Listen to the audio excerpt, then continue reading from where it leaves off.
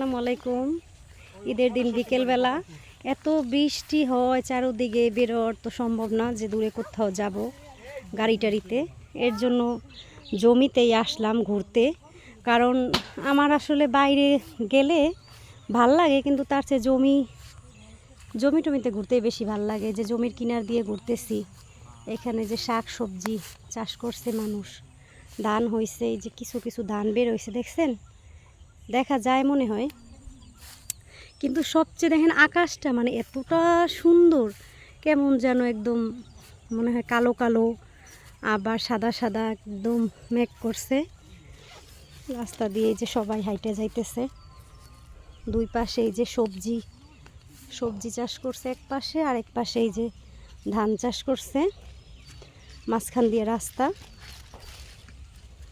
এর জন্য দেখাইলাম আপনাদেরও, একা একা ঘুরবো, আপনাদের সাথে নিয়ে একটু ঘুরি।